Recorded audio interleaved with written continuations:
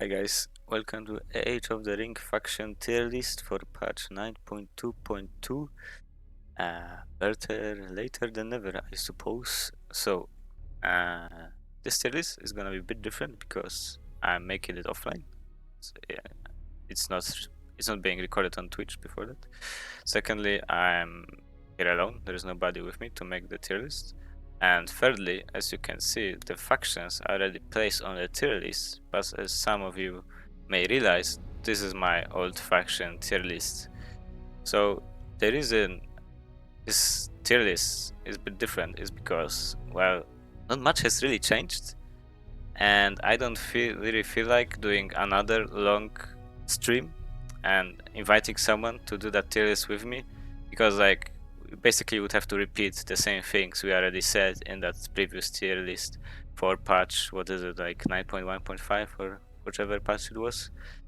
So I'm just gonna focus more of the changes, how they influence or how they didn't influence the like faction position in the tier list, and then I'm just gonna move them accordingly.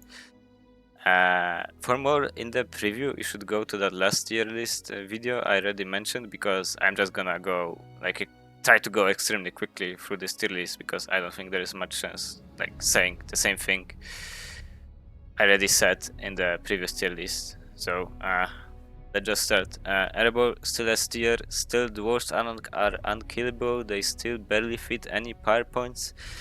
The only difference really is that they buffed / nerf battle wagons. You can make them more easily. The recruitment time and the workshop building time is less than what it was, but at the same time, like wagons are a bit quicker, which is I guess fine for early game, but at the same time currently battle wagons are a bit useless in the mid and late game.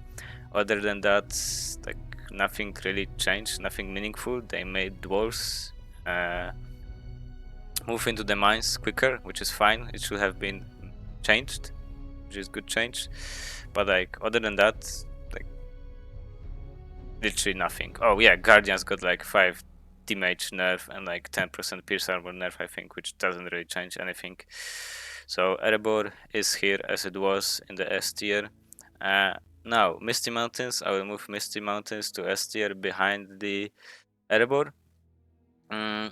I was a bit hesitant to put Misty Mountains in S tier last time when we made the tier list with Poirot, because I really think the Misty don't have late game or like mid game, but to be fair, they don't really need it. Like their early game goblins just carry them so much, as long as you don't really fall behind much in the power points, you're just gonna win automatically with your spellbook, right? You just go left side of the spellbook and it's like easy clap. Your tier 1s are very strong. You have tier 2 permatroll summon, you have tier 3 worm, which destroys your opponent's production, and then you have tier 4, which destroys the entire base of your opponent, which is just pretty fucking strong. Other than that, what else? Like goblins got slightly nerfed to their range of the poison blades, but I don't think it changed much. But wolf riders are still useless. Yeah, that's really it. Gondor. I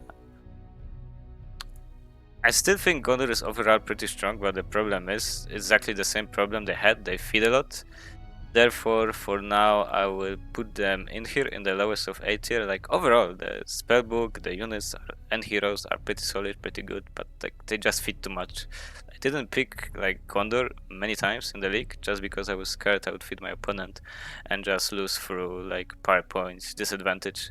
So the only thing they changed was like they made the tier 2 units for some factions, including Gondor, maybe not far more accessible, but more accessible. But at the same time, like they didn't adjust it any like power point rewards those units generate. So like I still don't advise making Minas Tirith swordsmen or pikes almost at all. Maybe you can make pikes if you are facing some elite monster, but still don't make swordsmen in my opinion.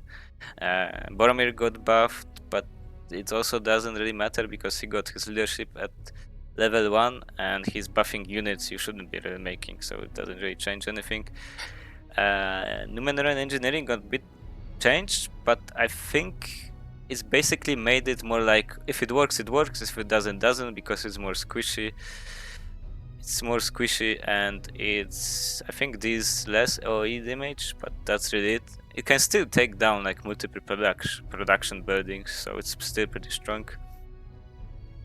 Lorien, well, by moving Gondor to the right, I made Lorien the best A-tier faction. I still agree with its position. So what did they change? They nerfed pikes, they made stables a bit more expensive. Doesn't really matter. Lorien is exactly as it was, like absurdly strong early game. You basically feel untouchable, and then you have bit weaker mid, like you have not the best mid and late game unless you spam heroes and you get your heroes fed. So that's really it. I don't know what else they could make the change in the Lorien, because this faction is a bit broken by design. You basically have like tier one spell powers on your trees, and like your farms take like space. I don't know what can be done about it. So I think Lorien always either is gonna be very good or very bad. Second faction, Harad. I agree with Harad being on the second A-tier faction because they're a bit like Gondor. They're overall pretty strong, pretty good, but contrary to Gondor, they don't actually fit. So I think that spot is well deserved. Isengard on the third place. Isengard feels a bit weird. I don't think I played any league game with Isengard. No, I think I played maybe one game of Isengard. League. The early game feels very weird, and that is the reason I don't pick them. I don't say the early game is like weak, but just feels very weird, and I don't feel comfortable playing them. But that being said, they are still pretty strong. Although I would still prefer Gondor over Isengard, even with the factor of Gondor feeding load being a problem for them. But yeah, I think Isengard doesn't deserve anything below A tier, although if someone said, oh, maybe they're B tier, then I still wouldn't hardly disagree with them. That would be fine. Yeah.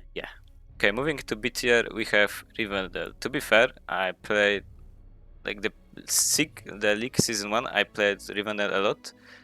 And to be fair, it was pretty mediocre faction. It was even worse than what it is now, because the hobbits were not only their building damage was nerfed, but also their like normal damage got nerfed, and they were basically losing to some trash tier pikes, which was not the best for the general faction strength of Rivendell. And now they like reverted some of the change to the bounders, and I must still say that they feel pretty mediocre. To be fair, if not the huge power spike they get with their tier 2s, many meetings, and Manwë, I would even put them into C tier, but because they have very strong tier 2s, then I would just leave it into B tier. Mordor, same thing, they still sit in the B tier behind Rivendell. It just comes to the like limited offensive capabilities in the early game, you could say. Like, there is not much you can do with your orcs on the offense, and I guess you get trolls, but like trolls are being trolls, they can get countered by some faction. As if you make mistake, then you end up feeding your trolls, and like they cost 500, and you may end up being on the back foot and not being able to come back. So Variax again, like only. I really would like to say they're good in a few matchups, but it's not really true. I think there's no like matchup, and I would really recommend going Variax. I would go orcs anyway. Secondly, Mordor gets like countered by like at least half of the factions in the game. So like Erebor, Lorien, Harad, Gondor, Rivendell, Woodrarem, maybe even Rohan. So that's one of the big issue with Mordor. Okay, let's move into C tier. Rohan is as bad as it was. It's like bad faction. It's difficult to play. It's not good. It's not fun to play. They stay into C tier. Now Woodrarem, I would actually move Woodrarem into top of the B tier. Not yet A tier, but definitely much better than Mordor or than Rivendell. The Woodrarem slowly starts to become what it was, but they're probably not gonna reach the same height as good as they was in 8.3.1. I think the main issue is still that like when usually most factions get very strong power spike with their tier 2s, like currently Woodrem doesn't have a single like good tier 2. Like Wooder, the Advent King Feast was very good, but now it's like meh, it's like okay and best. So that's one of the issues. Yeah, that's really it. Rohan at C and DG at D tier. So they implemented some changes. DG overall feels a bit better, but it's still basically this like cheesy faction which people pick if they wanna cheese something. In this case, in the League Season 2 case, basically people just wanted to cheese have with it because like he didn't really know how the faction works. And like generally, even if you pick it against other players, you still want to cheese it in some way.